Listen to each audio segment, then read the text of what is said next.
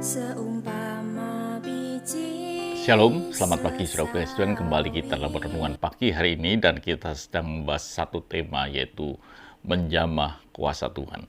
Kemarin kita telah lihat bahwa perempuan itu mengalami kesembuhan yang Tuhan berikan itu karena dia mempunyai iman yang diawali dari tempat tidurnya.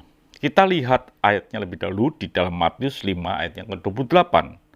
Sebab katanya, asal ku jamah saja jubahnya, aku akan sembuh. Jelas saudaraku kasih Tuhan bahwa perkataan yang dilontarkan itu dari hati dia, diawali dari tempat tidur di mana dia tidak ada harapan, di mana dia sudah kehabisan harta dan lain sebagainya, tetapi dia coba memiliki iman untuk mempercayai Tuhan. Sehingga dia berkata bahwa asal ku jamah jubahnya, aku akan sembuh. Itu iman yang dimiliki.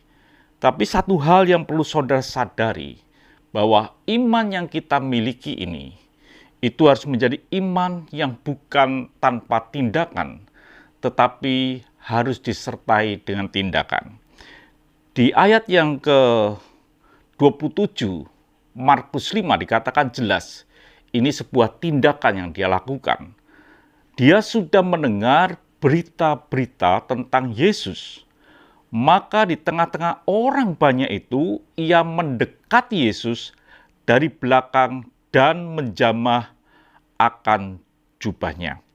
Jadi saudaraku yang kasih Tuhan, jelas bahwa dia menjamah jubah Tuhan itu karena dia punya iman yang dia miliki, punya keyakinan ketika dia sedang berbaring tanpa kekuatan dan dia berkata asal jamah jubahnya.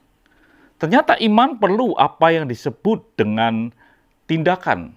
Kalau kita tidak melakukan, maka saudara kasih Tuhan, iman kita akan menjadi iman yang mati. Dikatakan di dalam Yakobus 2 ayat yang ke-17, demikian juga halnya dengan iman.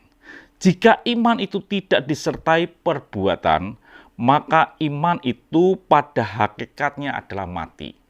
Jadi perlu dalam hidup kita ini, kita melakukan tindakan sesuai dengan iman kita. Kalau kita punya iman asal ku jamah jubahnya, tindakan yang paling tepat adalah mendekatkan hidup kita kepada Yesus supaya kita mampu menjamah jubahnya. Itu yang dilakukan oleh perempuan itu. Jadi iman itu akan menghasilkan sesuatu kalau disertai dengan tindakan. Tetapi kalau tidak disertai dengan tindakan, iman hanya sebuah bayangan, khayalan positif, dan itu tidak akan pernah terjadi apa-apa di dalam kehidupan saudara. Jadi setiap kita harus berani bertindak supaya kita boleh melihat hasil yang luar biasa. Iman tanpa perbuatan adalah hakikatnya mati. Tuhan memberkati. Mari kita berdoa. Terima kasih Bapa. Biarlah kami berani bertindak sesuai dengan iman kami. Dan kami tahu sesuatu yang besar akan terjadi. Haleluya. Amin.